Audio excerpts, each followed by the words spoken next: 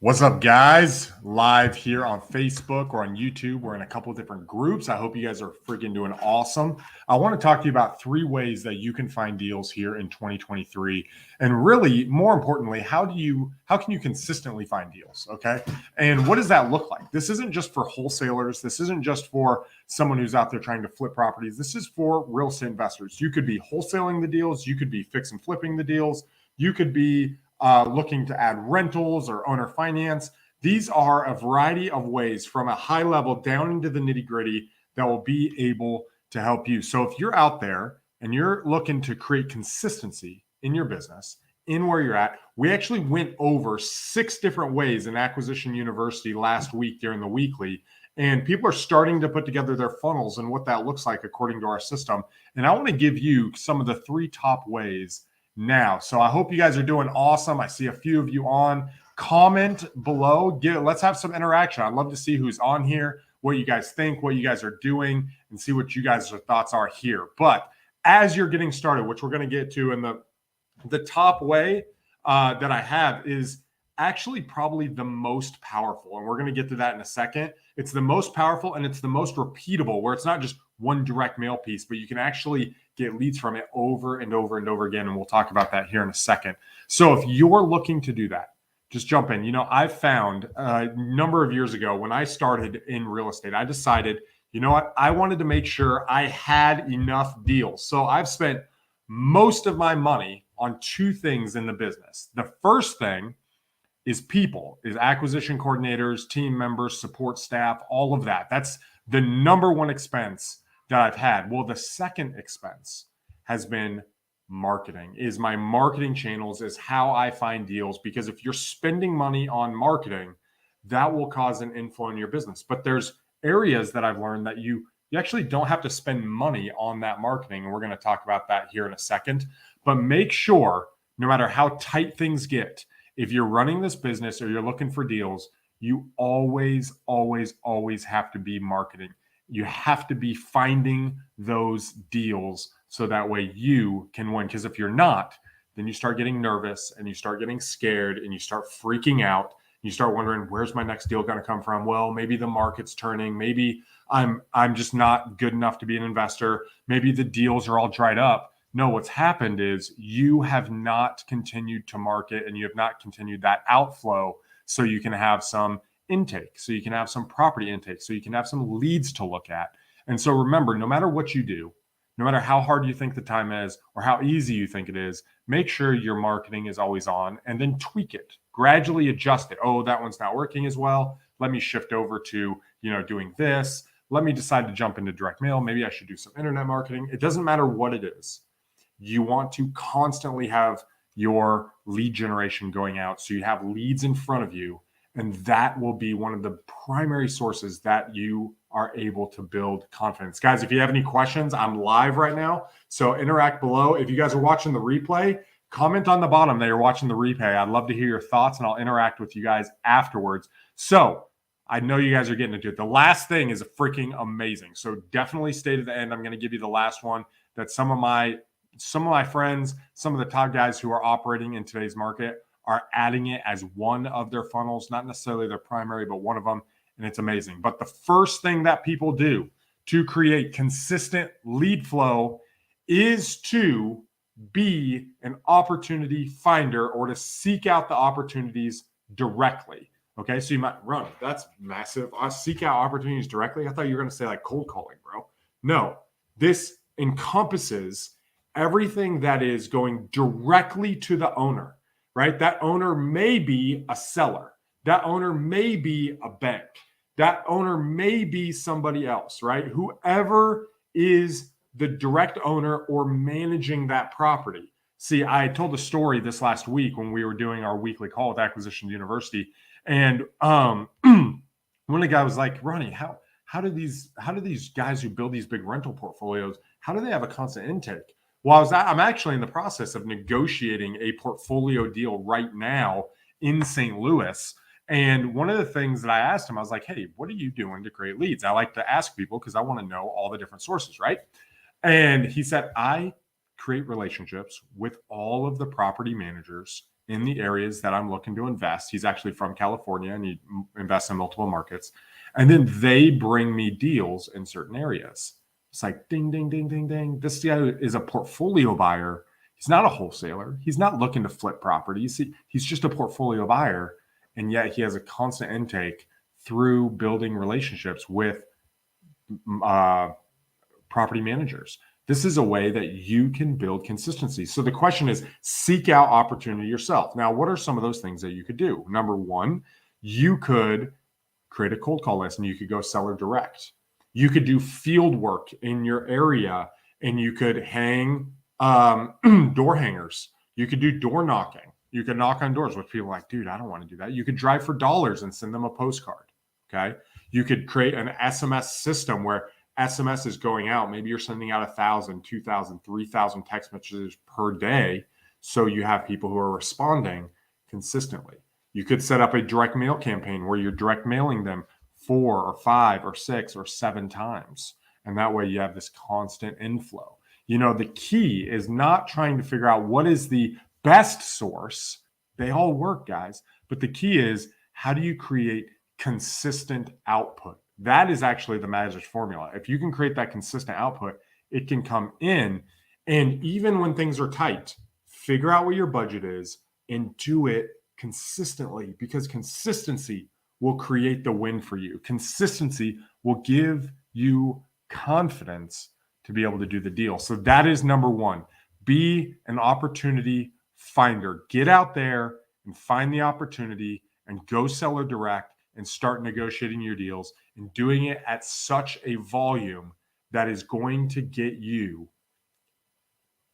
40 deals a week or 40 leads a week, 50 leads a week. So you can do 1 deal a week or 2 deals a week or a deal a month. Whatever that looks like, you've got to create that consistency. But your goal is, what does it take to get to 50 leads? What does it take to get to 100 leads a month? You got to back into this. You got to think in terms of bigger numbers. When you have 50 leads, you're going to have enough conversations to get to that deal, which makes you money. But it's all about creating that consistency. Number 2 is creating an offer system. A while back, I was running a different education company with another guy. And one of the guys in the group was like, God, Ronnie, I'm just not good at sales. I'm kind of awkward. I don't really like the process. I clam up when I'm talking to people. How can I get consistent deals if I'm not really a salesman, right? And we talk a lot about Sales and Acquisition University. We talk a lot about how to have these conversations, but sometimes you just feel awkward. You just clam up. You don't know what to do. So here is for you guys who are not people. I guess that might not be the right phrase, but you don't want to go through the sales process. You just want to see opportunities and go and pick up deals. And what I like to call is, you need to get good at creating an underwriting and offer process. Okay. This is where you take in information, you underwrite the deal, and you submit an offer. See, a buddy of mine, he got started in real estate, I think 4 years ago now. And when he first got started, he went through some courses and he decided that, you know what, I'm going to make as many offers as possible. And what he did is he signed up for everybody's email. He signed up for all the listings on the MLS. Once they hit 90 days, he would get a response.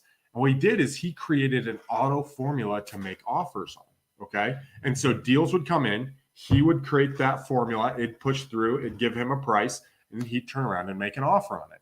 So you guys can do the same thing. You can sign up for every wholesaler's email in your marketplace. You can go to all the online sources that have off-market deals. You can go to the auctions. You can go and look at all the properties that are on the market right now that are 60 or 90 days old.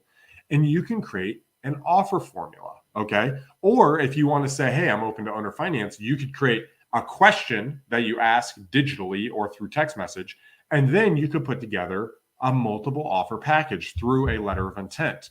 The reason why this is so powerful is it removes all of the psychology from having to talk to somebody. It allows you to be awkward. It allows you not to interact with people and yet to make deals and send out offers. And then people are calling you saying, hey, would you increase it? Would you do this?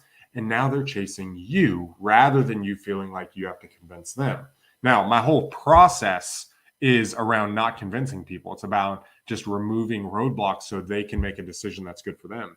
But if you don't want to do that, if you don't want to go through the sales process, if you get really good at analyzing properties and turn around and making offers, you will win. And here's another key aspect to that. And we're going to get to the best thing here in just a second. My favorite one that has made me tons of money over the years, and it's kind of a hidden gem. But the best part of making offers is you don't need to have any money to create that marketing source, guys. You don't have to have any money, which is so incredible because you can just sign up and literally build relationships, or don't build a relationship. Just do it with everybody who is pushing out deals, right? You get to see all the opportunities that other people are generating, run the numbers, and make offers. And you know what? And if you are a reliable buyer, if you're a reliable person who wants to build a rental portfolio or fix and flip, or heck, even a wholesaler that's got some pocket buyers, this will be a massive opportunity for you. Just make sure you know what you're doing. You know how to run underwriting on the property. You know how to figure out the value. You know how to find those hidden gems amongst all of the other properties that people are finding, so you can add value to the marketplace. And number 3, which is my absolute favorite, is you can create a relationship with other people who are seeking opportunities. This is absolutely key. Who are those people, right? Who could that be? Think of the people out making cold calls every day. Think of all the realtors out building relationships every single day all around your city, right? Maybe not the top performers, but the people who are hungry. What if you had a solution for them so they could make more money? In a time like today where they're asking, when am I going to get my next paycheck? What if you could provide a solution and say, hey, when you run across this opportunity, call me. When you run across a seller who owes too much and can't pay you commission, call me. I could help you with some owner financing. Hey, if you run across a seller who wants to rent out the property but is out of state, call me. We might be able to do a lease option and add additional value to them. Let me show you how that works. Hey, when you run across XYZ, call me, and this is how I will take care of you. And then you can work on your skills of being a coach, challenging them, helping them, providing resources for them, and then delivering by buying from them. This can be a realtor. This can be a wholesaler. This can be a property manager. Heck, this can be your local diesel mechanic, guys, where you're connecting with them who are already connected with your ideal market. It could be an influencer on Facebook who owns a group. Whatever that is, start building some relationships and connect with the guys who are seeking opportunities. And you will find that leads will flow your way, especially when people start getting nervous and scared, if you can truly bring value. If you can truly bring value. Guys, there's 4 more ways that I've isolated that you could find properties and create an intake. And again, you don't have to be a wholesaler. You can be a wholesaler, and these are amazing ways for wholesalers to make money. If you guys are out there and you're a wholesaler and you're trying to do deals, reach out to me. Go to acquisitionuniversity.com or just send me a DM and let me help you, especially if you're in Grand Rapids, because I want to be able to buy deals. I want to be able to help you move those deals and contract those deals myself and with my acquisition team that started.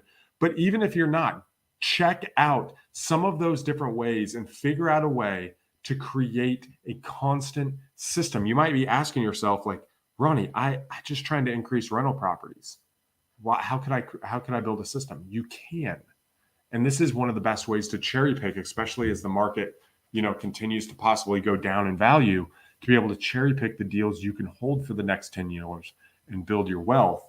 But you want to have that constant intake. And it doesn't always take money, guys. It takes a sprinkle of creativity. It takes a little bit of grit. It takes the ability to sit down and work behind the scenes and put a couple systems and processes in place.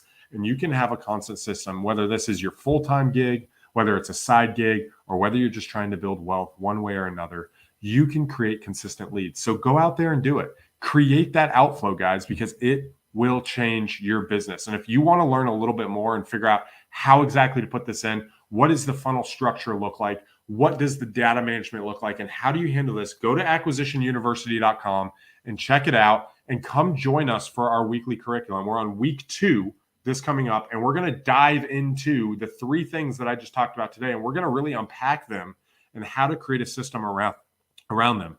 We're going through our 10-week curriculum on not only the systems and the how-tos of exactly what you need to put in place, but we're also talking about the characteristics that you need as an investor to not be one of the people who falls behind. I've been in this business for 10 years, and most of the people I've been in this business with are no longer here.